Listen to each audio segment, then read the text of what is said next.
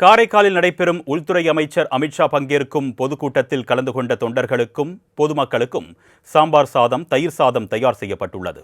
இதுகுறித்த கூடுதல் விவரங்களை எமது செய்தியாளர் சுதன் வழங்க நாம் கேட்கலாம். வணக்கம் சுதன், என்னென்ன ஏற்பாடுகள் செய்யப்பட்டிருக்கு? விரிவான தகவல்கள் சொல்லுங்க.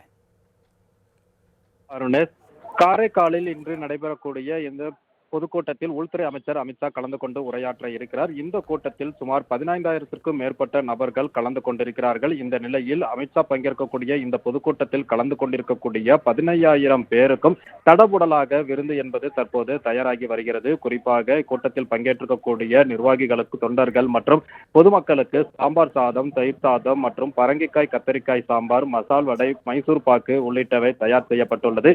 இவை அனைத்தும் பாக்குமட்டை தட்டில் வைத்து தொண்டர்களுக்கு பரிமாறவும் ஏற்பாடு செய்யப்பட்டிருக்கிறது. அதேபோல் தற்போது மாநாடு பந்தலுக்கு அருகிலேயே இதற்காக பிரத்யேகமாக தனியாக பந்தல் அமைத்து மக்கள் உணவை பெற்றுக்கொண்டு அங்கேயே அமர்ந்து சாப்பிடும் வகையில் ஏற்பாடுகள் செய்யப்பட்டிருக்கிறது. அதேபோல் இங்கு உணவருந்தக்கூடிய நபர்களுக்கு குடிநீர் தண்ணீர் பாட்டில்கள் மூலமாகவும் கேன்கள் மூலமாகவும் தண்ணீர் வழங்க ஏற்பாடு செய்யப்பட்டிருக்கிறது. அதேபோல் சாப்பிட்டுவிட்டு அவர்கள் பந்தலுக்கு அருகிலேயே கை கழுவவும் பிரத்யேகமாக இட வசதிகள் ஏற்பாடு செய்யப்பட்டிருக்கிறது. அருணேஷ்,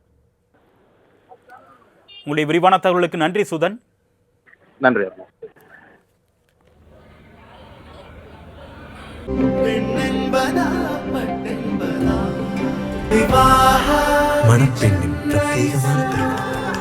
விவாஹா தி சென்னை சில்க்ஸ்.